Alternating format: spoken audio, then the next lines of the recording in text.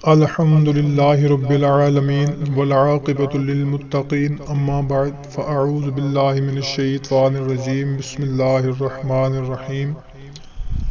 Urdu voice کے معزز خواتین و حضرات، السلام علیکم ورحمۃ اللہ وبرکاتہ۔ ایک نئی ویڈیو میں آپ کے ساتھ حاضر خدمت ہیں۔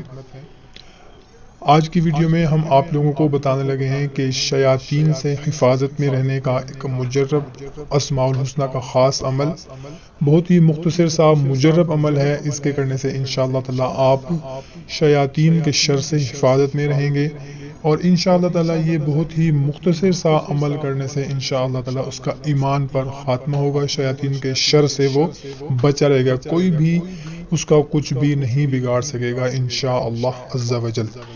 اس سے پہلے اگر آپ لوگوں نے ہمارا چینل اردو وائس ابھی تک سبسکرائب نہیں کیا ہوا تو اسے سبسکرائب کر لیں اور گھنٹی کو بھی دبا دیں تاکہ ہماری ہر نئی آنے والی ویڈیو کا نوٹیفیکیشن سب سے پہلے آپ کو ملے۔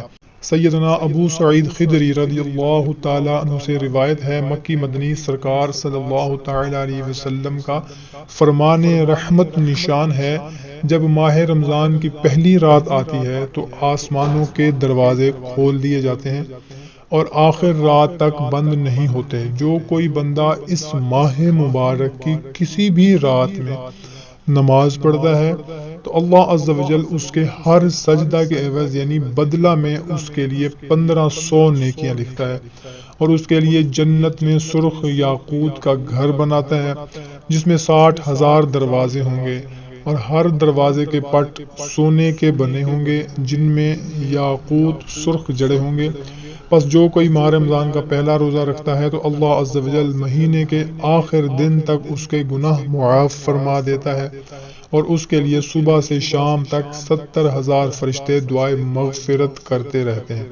رات اور دن میں جب بھی وہ سجدہ کرتا ہے اس کے ہر سجدہ کے عوض اسے جنت میں ایک ایسا درخت عطا کیا جاتا ہے کہ اس کے سائے میں گھڑ سوار 500 برس تک چلتا رہے۔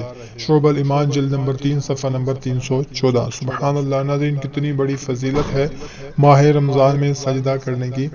تو آپ نے ہر نماز کے بعد صرف 7 مرتبہ یہ پڑھنا ہے، واللہ الرحیم واللہ الرحیم۔ ہر نماز کے بعد جو بھی 7 مرتبہ یہ پڑھے گا انشاءاللہ عز و جل وہ شیاطین کے شر سے بچا رہے گا اور اس کا ایمان پر خاتمہ ہوگا انشاءاللہ تعالی۔ بہت ہی بابرکت مہینہ ہے، رحمتوں والا، برکتوں والا۔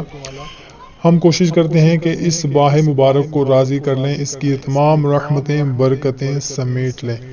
اچھی بات کو دوسروں تک پہنچانا صدقہ جاریہ ہے۔ کوشش کیا کریں کہ جو بات آپ اپنے لیے اچھی سمجھتے ہوں تمام دوسرے دوستوں رشتہ داروں تک بھی لازمی شیئر کیا کریں تاکہ آپ کے ساتھ ساتھ ان کو بھی فائدہ ہو سکے۔ تو ہمیں دے اجازت، اپنا اور اپنے اہل خانہ کا خیال رکھیے گا۔ ملتے ہیں نیکسٹ ویڈیو میں۔ اللہ حافظ۔